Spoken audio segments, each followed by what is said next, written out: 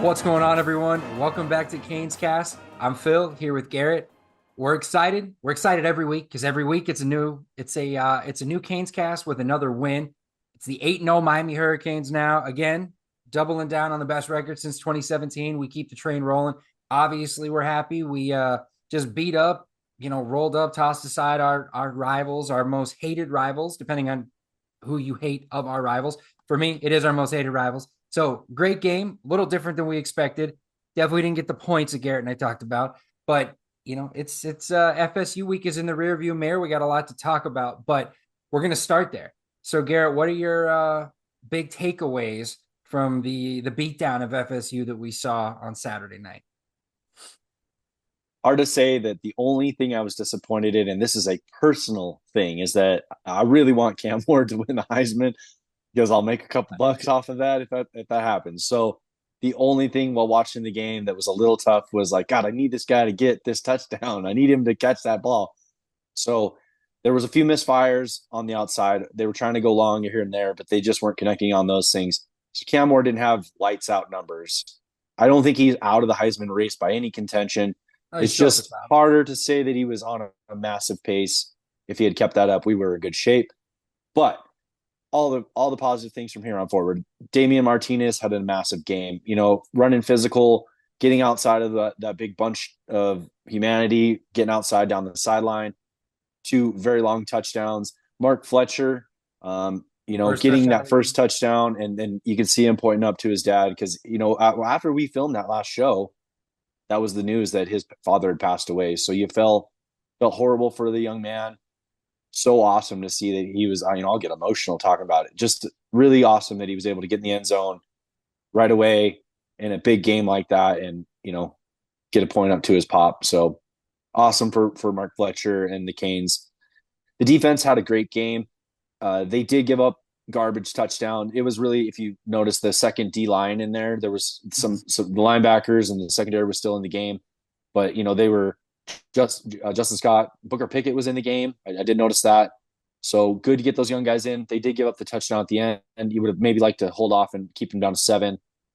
There was really that goofy scramble, the scrum, if you 42-yard will. run. Yeah, scrum Yeah. where they got down to scoring position in the first quarter. But outside of that, the defense played good football. It's a terrible offense. That's what we would have expected. That's why we thought the game was going to go with a huge lopsided score. But really, they held their own. They played well. There was, several times down in the end zone, they held down to almost 4th and goal. They went for it on 4th down several times and got turned away. I really thought the defense made some strides. So good on it. I can now enjoy when Phil sends me text messages and talks massive shit about Florida State. I've been reserved. I've been holding off on getting too involved in it. Now I feel really great that I can partake in the hate of the FSU Seminoles. So yeah, man, it was a great game. Well, I'm pulling up some of them right now.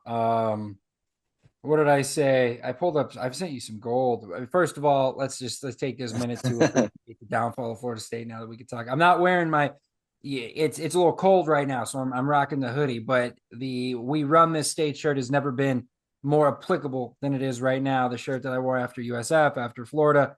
And we officially do run the state. It's state champs. We've done that more than anybody in the state, which is great to see. And we didn't just do it by beating Florida and Florida State. We also beat USF and FAMU. Not that they matter on the same scale. I would have loved to have UCF on the schedule this year because why not? But at the same Yeah, time, man, Jakari Brown, man, right? Get a yeah. little thump on Mr. X Kane, But we but know that it wasn't going to be a thing. We would beat them too. So it's not, we're state champs. I love it. We've again held that trophy more than anybody else. We got the Schellenberger Trophy this year. Let's go get the ACC trophy. Let's go get the Heisman Trophy. Let's go get the biggest trophy in college football at the end of the year for all the marbles. So let's keep the trophies coming. But yeah, I want to just talk a little hate on FSU because it's fun to bury these guys. They're down bad right now. Let's make it worse. All 3 of FSU's top wide receiver commits have decommitted. Love to see it. FSU has something cool going for them, actually. I sent you earlier that they have the midseason All-American list for their punter. Their punter made it, which is something they probably don't want to see because they've had to punt the ball a whole bunch. There is more. I'm going to keep looking, but I want to touch on the game real quick because I know I'm over here looking at my phone like an idiot during this while I'm talking to you guys. But I again want to get some of these stats up. But you talked about the game, a lot to like. To me, I texted you this during the game. They're that freak play in which the defense seemed to stop playing when Kromenhag or whatever rolled out and ended up getting that sneak for 42 yards and got in field goal range. And then obviously the garbage time touchdown at the end. I'm telling you, we were talking about that too. No Simeon Barrow, no Bain. None of these guys are in there. And why would they be? To keep Florida State from scoring a garbage time touchdown and then they pop an ACL or something worse. Not, I don't know about worse, but something happens. There's absolutely zero reason. We gave up the touchdown. We shouldn't have. We still covered the spread. But the whole point of that is when you look at the game, they're very close to scoring a field goal at most, if that. If everything else breaks the way the defense got off the field on fourth down multiple times, as much as we weren't impressed by, or we didn't get the wow game that we've been used to seeing from Cam Ward, we didn't need it. And you know what? In some ways, that was a cool thing to see because the defense controlled the game on that side of the ball. We took their offense out of the game. I mean, we weren't worried about it to begin with, but the running game controlled. That to me shows another way that Miami can win games. They can dominate the ball on the ground. Martinez had that, the two-headed monster of Fletcher and Martinez. And then you got the Lightning with Lyle and Johnson when they come in and they can score. And AJ Allen is kind of everything to me. And I know I've been on the train and we've talked about him getting more snaps. The guy's, he's a hard runner. And we throw a lot of knocked teams. out, basically knocked out an FSU player He in hit him hard. that late in the game. Yeah. That was one of those things. And obviously, as a Dolphins fan, I hate to see that because the Tua situation. But yeah, that hit was gnarly, and you don't really see that, as the offensive player knocking out the defensive player very often like that. And he was out cold. I mean, he looked out cold for a little while. So you hate to see that in general. That sucks. But it speaks to how violent of a runner Allen is, how aggressive, and that's great for us because it just next man up, next man up. The offensive line controlled. One thing I've been a little upset about lately is just the pass protection has felt a little shaky at times, giving up some sacks. But the big thing for me is Ward eventually was going to have a game where he wasn't, burning the house down with 400-yard games and 5 touchdowns and, total touchdowns, 4 passing and rushing, all that stuff. And all that stuff's been great. But you got to see, the team win without that. And the fact that we dominated, and I want to point out, scored on 7 of 8 drives. So the offense was still moving. He was still a big part of that. Did the receivers play their best 31 game? first downs. That was, I Exactly. mean, I don't know how much more you can control the ball than that. But he wasn't getting in the end zone. Something we talked about, he caught the touchdown. So he still got in the end zone that game, and that's great. He's yet to have a game where he doesn't get in the end zone. But if you're going to have a game where maybe he doesn't play the Superman ball that we know he's capable of playing, that's going to hopefully win him the Heisman, because he still leads in every category, still undefeated as a quarterback. But it's one of those things where this is a game where I'm okay with that happening because it's a game that was never in doubt. And I'd rather have the down game. As much as it would have been great to hang 60 on these guys, we covered the spread. We beat them up. There's nothing about this game that was ever in doubt. And we embarrassed them. And I love going for it. The touchdown pass at the end was a little salt in the wound, and that's important. I think that's great for the rivalry, and that's good because they would have done the same to us. Again, keeping him in at the end of the game to go for it again or something, Poffenbarger was in there. It just risks injury. But yeah, we controlled the game. One thing I wanted to point out too is it just felt like a lot of the drives when you talk about the first downs, even FSU's one drive that they scored in the first half was like a 7+ minute drive. It just felt like the drives were taking the air out of the ball. There wasn't as many opportunities to just constantly put up points. So I think all in all, the Canes found another way to win, showed that they have more diversity in their game. And it's a rivalry game. You throw out everything you think you know and how it's going to play. And even if teams are terrible, they come to play and put stress on you in different ways. So Miami got the W. We did what we needed to do. We beat them up and showed a lot of different cool things. And I know Florida State's going to hang their hat on the banner they're going to drop soon in their practice facility saying that they slowed Cam Ward down. That's awesome. Congratulations. But I don't really think they did. I think Miami took what was given to them, played the game, and didn't worry about it because the game was never in doubt.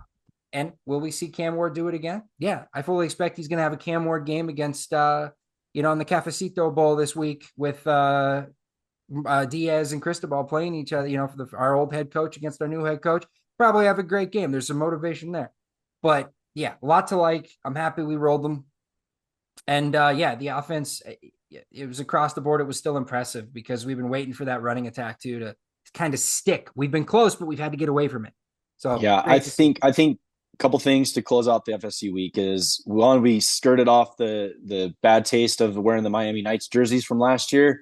Love that the Canes looked badass. They acted badass, and the coach kind of again, I love that Mario Cristobal was ready to really punch one home at the end of the game, even though we didn't need that touchdown, was still hammering on FSU because 2 years ago They did it you to could us. see it in the post game press conference. He was a down coach.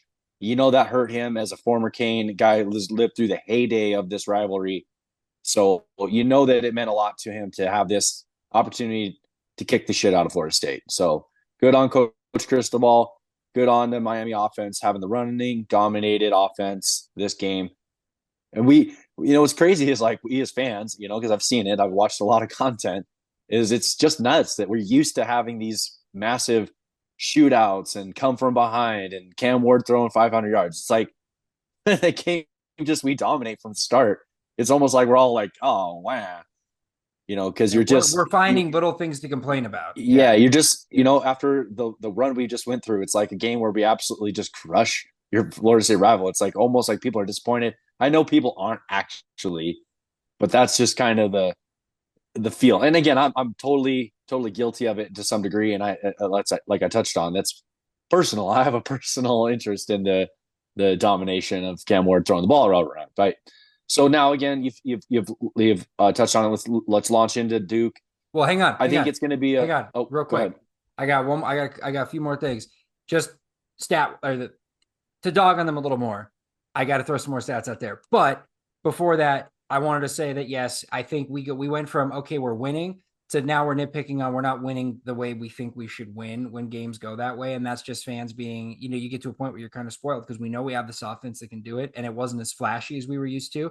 It was a little more old school football feel. And I think that that's what gets people going. But you're right. No one in the grand scheme of things is complaining because we're state champs, bragging rights. And Cristobal said it best. You can see the trajectory of our program versus the other programs in the state. Bam. Drop the hammer, walk off. That's all he needs to say. On that, too, speaking of trajectory, out of 133 FBS teams, Florida State scoring offense 132, total offense 131. These are their rankings. Third down offense 131, rushing offense 130, passing offense 101. Pretty crappy. So I don't think we've seen a team have this kind of a collapse ever, from a top 10 start to this. So it's Not since the 50s. yeah, literally the worst team since the Maryland had that Yep, collapse in Maryland. 56. They had that in the game. Another thing about our game, a stat that popped up, I wanted to say Miami's had the offense has had a 3-and-out on 3.3% of drives this season. I saw this tweet. Lowest rate by an FBS offense by at least or since at least 2004. 3 of 92 drives have ended with a punt after 3 plays, but 2 were against UF. 1 3-and-out in their last 82 drives. Pretty impressive. And then another knock on, a positive. I'm going to sandwich this. Knock, positive, sandwich it, right?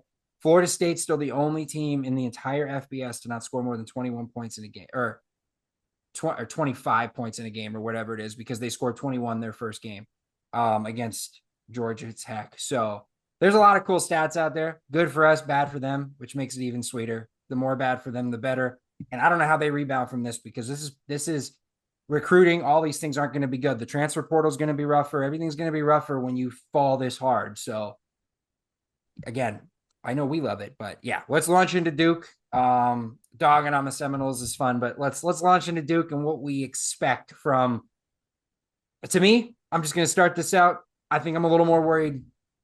I'm not worried about their offense similarly to Florida State's. I don't think that's what's going to scare us. I think if we can score X amount of points, insert 30 points, and we're averaging 50, it's not going to matter. But they present some challenges defensively more so. But if our offense gets out, I don't think Duke can keep pace with us. What do you think?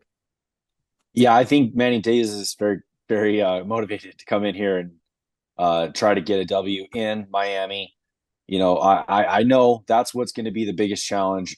Like, if both offenses go off for 600 yards, I'll be totally puzzled. I mean, it'll shock the hell out of me because I think That's their how it goes, offense though, is. right? I guess. I think their offense is pretty lackluster. I was a little worried going into the season that it's an athletic quarterback. I didn't know a lot about him because he didn't play a lot at Texas. So yeah, now that you've seen that they turned the ball over 6 times at SMU and still, they lost, but barely. They really should have won that game. So I do think Manny Diaz is a great defensive mind. I do think he will have his team give us a couple shots. I certainly hope that we have enough to withstand that, come over top of that, and Cam Ward has a Cam Ward game. at the end of the day, he's very capable of that. But I do think that's the biggest concern. Is this going to be a low scoring turnover affair? Are we going to go through a couple turnovers in this game? Because again, they're hot.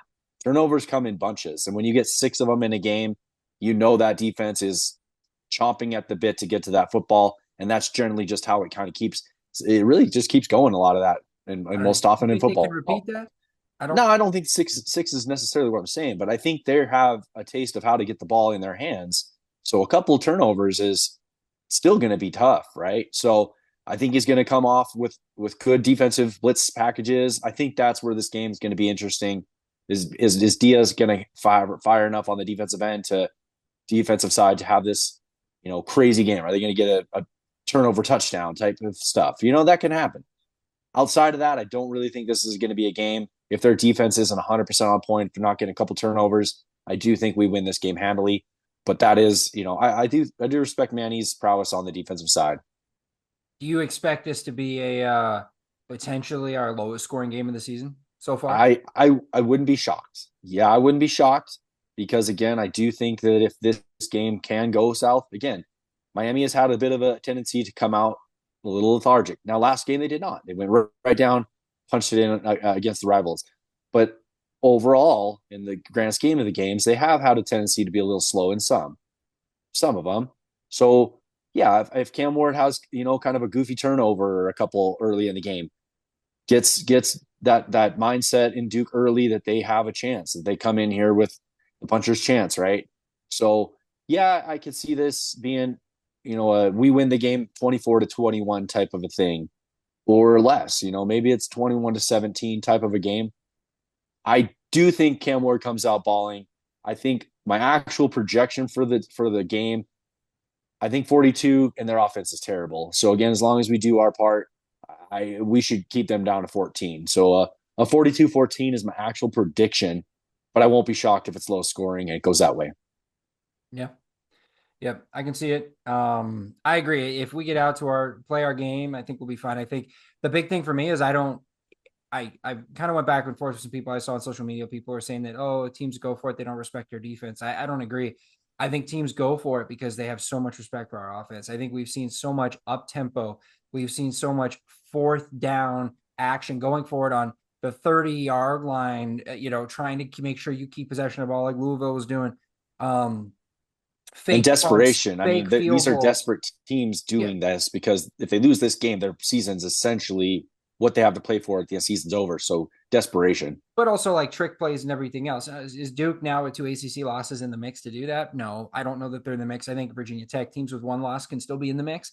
2 losses make it tough despite the collapse. And there's still a lot of season to happen. But with Miami, Pitt, SMU, and Clemson all sitting in perfect in the ACC. Now, granted, they play SMU plays Pitt, Pitt plays Clemson. Those things are going to shake out. But yeah, I think with the fourth down attempt rate against us, the trick plays, the fakes, all the stuff, the up tempo like USF, these teams are trying everything they can to keep our offense off the field. They know they have to put points on the board, so they're trying to steal possessions and get points on the board whenever they can because they know they can't afford to go a lot of empty possessions because you might get a freak turnover, you might get this, but ultimately Ward is good enough that he's going to get his on these plays at some point, right? We saw it, 25 points. Give them a 25-point lead, and Miami still found a way to win that game because Ward is able to do that. And that's not going to have, we're at home, that, we were not in a different time zone. That was a crazy concoction of things that happened in Cal. And, that's not going to happen every week, nor are you going to come back from a game like that all the time. So, yeah, we got to make sure we come out. I worry a little bit, despite how the game played out. We still dominated them. I worry a little bit about maybe, being a little lethargic coming off a rival win. But they should get up against the role coach. They know what's at stake. Keep things moving. Yeah, there's still That'll enough show me a players lot. that played for Manny Diaz that I would expect that would be motivated. You would I think there's hate to more on think that these SMU's guys team. would. Sure, 100%. Yeah. But Yeah. again, there's still enough guys. There's a dozen or so that are still left for Manny Diaz his tenure. That's you got to think, and with the guys that we have brought in that are on, you know, a good trajectory, they don't want to have a lull. So I think the mix of them, I think we shouldn't come out lethargic. Cristobal going against the guy that just got booted from the program. He's now running. I can't imagine him having a lack of motivation to go into this game, of course, too. So the one thing I did want to touch on is if it comes down to kicking, we got it. I this isn't something we talk about a lot, but Andy Borregales is a money kicker. This guy from 50, 45, it doesn't matter. Right, left hash. If it comes down to kicking game, I feel like we have the edge against any team in the country because we have a great kicker. We do. And I 100% agree with that. We don't see our punter a lot because of how aggressive we are on offense. And so I think special teams on that aspect, pitting teams deep and kicking is there. We want to see, a little more coverage better. And we want to see us break something in special teams, kick and punt return. That'd be great.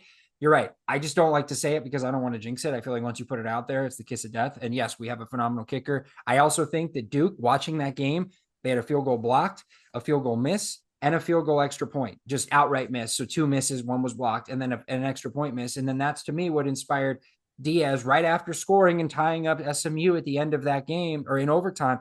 When they got the ball and they scored 2, they went for 2 before they had to. Next quarter, you have to go for 2. But they didn't want to kick the extra point because they figured, I think that it's let's try to walk them off after everything that's happened. And then you don't trust your kicker. And Diaz had trouble with kickers here. We watched us against Georgia Tech when Diaz was the head coach. Missed 2 different kickers, missed a 24, a 27, and like a 34-yard field goal. And we lost that game in overtime to Georgia Tech.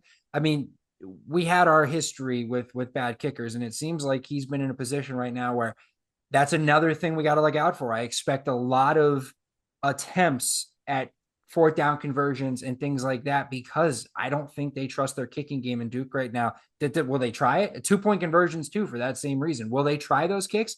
Yes, but the second something goes south, I think that they're going to it's going to be foot on the pedal, 4th down, and everything else that's what we're going to see a lot of. So that's defense. So hold on, quick point to add to that. Yes, agreed. We have had crappy kicking when Diaz was here, but he also did turn around and get Jose Borregales off of FIU the next year, who then in turn we have his brother now. So he did kind of swing that.